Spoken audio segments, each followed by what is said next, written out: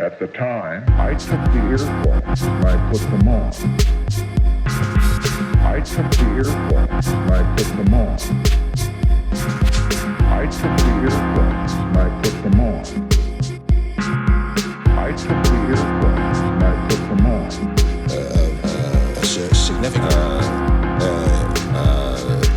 He said, I like the Russian people. They got along very well, the Russian soldiers did, with our soldiers at the L. He said, as far as I'm concerned, they can have any kind of a system they want, provided they don't try to impose it on us.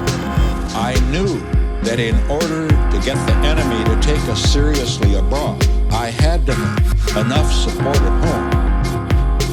In fact, the decision to continue with the war divided America. You saw the divisions that had divided America into two groups. You realized that the war would continue with dissent, continue with a divided America, and that also wherever you could in other policies, you tried to build that group that were your support. The result was that an America that was already divided, you divided even more on a principle of that the only way is to divide and rule. The wave of dissent, occasionally violent, which followed in the wake of the Cambodian incursion, prompted President Nixon to demand better intelligence about the people who were opposing him. To this end, the Deputy White House Counsel, Tom Houston, arranged a series of meetings with representatives of the CIA, the FBI, and other police and intelligence agencies.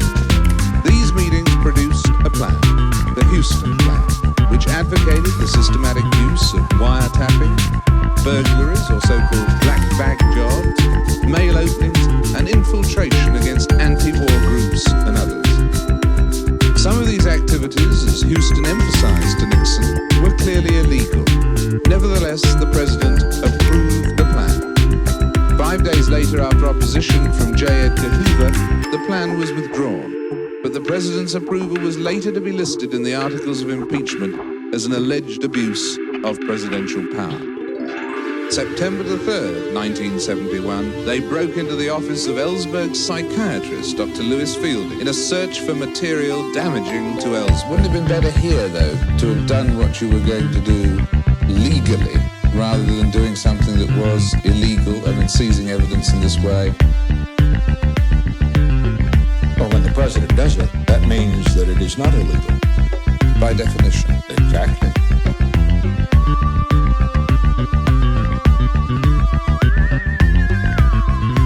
So what in a sense you're saying is that there are certain situations where the president can decide that it's in the best interest of the nation or something and do something illegal. Exactly. If the president, if for example, the president approves something, approves an action because of the national security, or in this case, because of a threat to internal peace and order of a significant magnitude, then the president's decision in that instance is one that enables those who carry it out to carry it out without violating the law. In the theoretical case, where the action ordered by the president was a murder, it would also apply.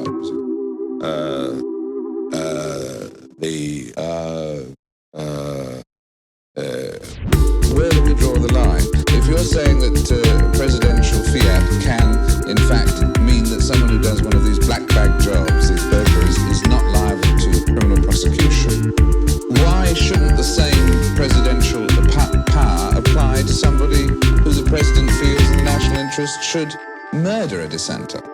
What's the dividing line between the burglar not being liable to criminal prosecution and the murderer?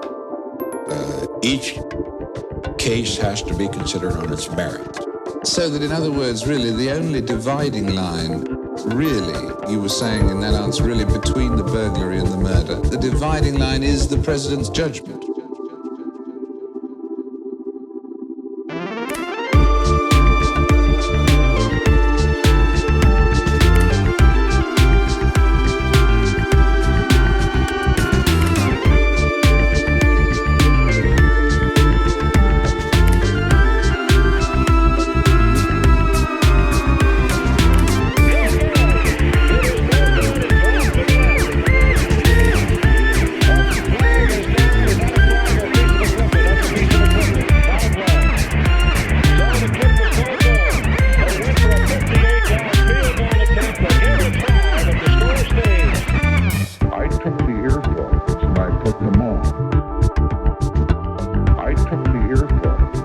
to know.